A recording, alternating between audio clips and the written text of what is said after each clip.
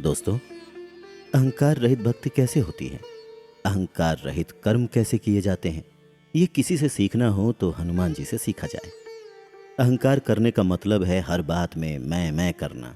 जैसे मैंने ये किया, मैंने वो किया, जो कोई नहीं कर सकता वो मैं कर सकता हूँ, मेरे जैसा तो कोई है ही नहीं, मैं दूसरों से अलग हूँ, बेहतर हूँ, वगैरह वगैरह। यानी हमेशा खुद को दूसरों से ऊपर रखना।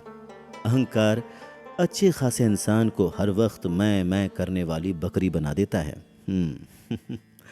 हनुमान जी को रावण की तरह अपने किसी भी बल, बुद्धि, पराक्रम या कार्य का अहंकार नहीं था, पर उन्हें गर्व था, वो भी बस एक बात का कि वो प्रभु श्री राम जी के भक्त हैं और उनके सेवक हैं।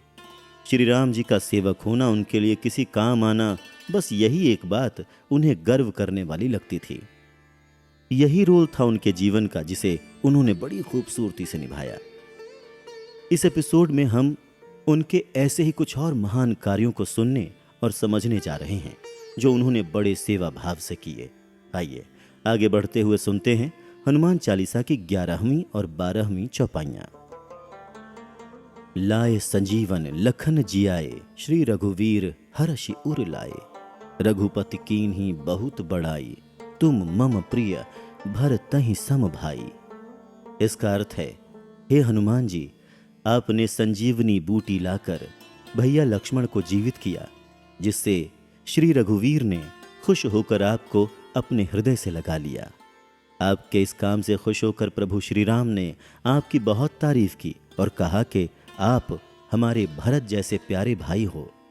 यह हनुमान जी के बल और पराक्रम का बड़ा रोचक किस्सा है। हुआ यूं था कि राम जी और रावण की सेनाओं के बीच युद्ध चल रहा था।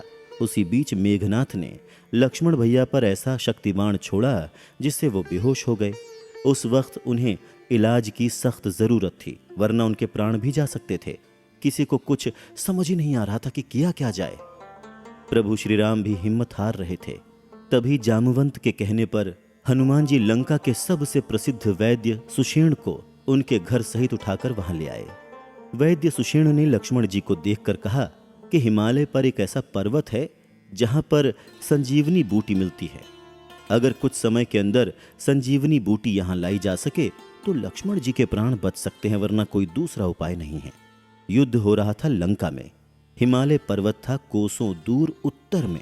ऐसे में संजीवनी बूटी लाना, वो भी बहुत कम समय सीमा के अंदर, ये काम अगर कोई कर सकता था तो वो थे हनुमान जी। हनुमान जी ने उस पर्वत का नाम पूछा, उस बूटी यानी औषधि की पहचान पूछी और तेज गति से उड़ चले। किंतु उस पर्वत पर तो अनेक तरह की औषधियों के पौधे थे जो देखने में एक से लगते थे। उन सब के बीच हनुमान जी संजीवनी बूटी पहचान नहीं पाए। ऊपर से समय भी बहुत कम था, तो उन्होंने पूरा पर्वत ही उखाड़ लिया और लंका लेकर आ गए। समय से संजीवनी बूटी मिलने के कारण लक्ष्मण जी के प्राण बच गए। राम जी के साथ साथ सभी की जान में जान आई। इस असंभव लगने वाले काम को करने पर, लक्ष्मण जी की जान बचाने पर प्रभु श्री राम जी ने हनुमान जी को खुश होकर गले से लगाया और उन्हें अपने भाई समान प्यारा बंधु बताया। आइए अब अगली 2 चौपाइयां सुनते हैं। सहस बदन तुम्हरो यश गावे, अस कही श्रीपति कंठ लगावे। सनकादिक ब्रह्मादि मुनीसा, नारद सारद सहित अहिसा। इसका अर्थ है, प्रभु श्री राम ने यह कहकर हनुमान जी को सीने से लगा लिया कि तुम्हारे यश का जितना गुणगान किया जाए, जितनी वंदना की जाए वो कम है। 1000 मुंह से भी तुम्हारी प्रशंसा की जाए तो वो भी कम है। तुम्हारे काम इतने सराहनीय हैं कि वो शब्दों की सीमा के परे हैं। आगे तुलसीदास जी कहते हैं, संसार में जितनी भी महान विभूतियां हैं, महान संत और ऋषि हैं, जितने भी देवी देवता हैं, जैसे श्री सनक, श्री सनातन, श्री सनंदन, श्री सनत कुमार आदि मुनि, ब्रह्मा जी, नारद जी, माँ सरस्वती, शेषनाग जी आदि देवी देवता सभी आपका गुणगान करते हैं, क्योंकि आपने प्रभु श्री राम को ऐसे संकट से उबारा है जिसकी कोई भरपाई नहीं हो सकती थी। हनुमान जी की ये प्रशंसा 15वीं चौपाई में भी जारी है, जिसमें तुलसीदास जी कहते हैं, जम कुबेर दिगपाल जहां ते, कभी कोबिद कही सके कहां ते। यानी यमराज, कुबेर आदि सभी दिशाओं के रक्षक, कवि, विद्वान, पंडित या कोई भी आपके यश का पूरी तरह से वर्णन नहीं कर सकते। ऐसा यश है हनुमान जी का जिसका पूरी तरह गुणगान करना संभव ही नहीं है। कोई उनकी महानता के आसपास भी नहीं ठहर सकता। जी हाँ, यही है भक्ति की शक्ति। बिना भक्ति का बल कैसे मिट्टी में मिल जाता है, इसका उदाहरण रावण है। और शक्ति को अगर भक्ति मिल जाए तो कैसे चमत्कार किए जा सकते हैं, इसका श्रेष्ठ उदाहरण हनुमान जी हैं।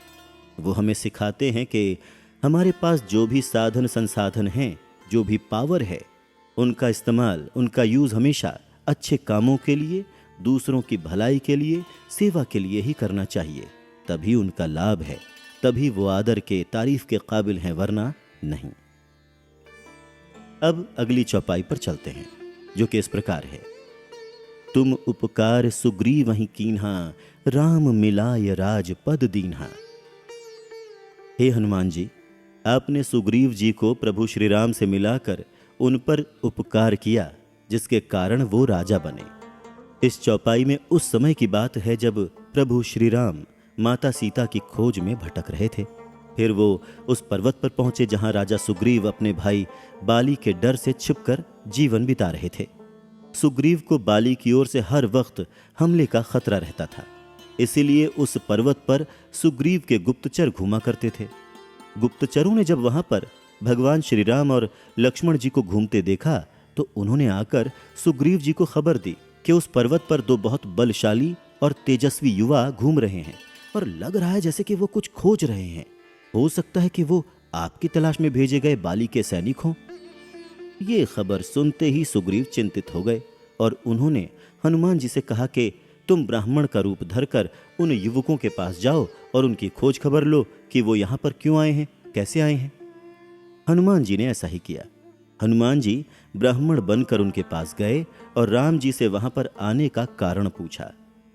भगवान राम अपनी चेतना से समझ चुके थे कि ब्राह्मण रूप में खुद हनुमान जी खड़े हैं।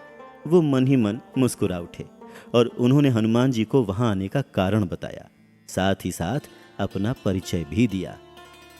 प्रभु श्री राम जी का परिचय पाकर हनुमान जी बहुत खुश हुए कि उनके सामने स्वयं उनके स्वामी प्रभु श्री राम खड़े हैं। उन्हें अपने आप पर बहुत पछतावा हुआ कि उन्होंने अपने प्रभु श्री राम को पहचाना नहीं। इसके बाद वो अपने असली रूप में आ गए और भगवान श्री राम के चरणों में झुक गए। श्री राम ने उन्हें उठाकर गले से लगा लिया। इसके बाद हनुमान जी श्री राम और लक्ष्मण जी को अपने कंधे पर बैठाकर सुग्रीव जी के पास ले गए और दोनों की दोस्ती करा दी। इस दोस्ती के दो फायदे हुए। पहला, सुग्रीव को बाली वध के बाद उनका खोया हुआ राज्य वापस मिल गया और दूसरा, श्री राम को रावण से युद्ध करने के लिए सुग्रीव की सेना का सहयोग मिला।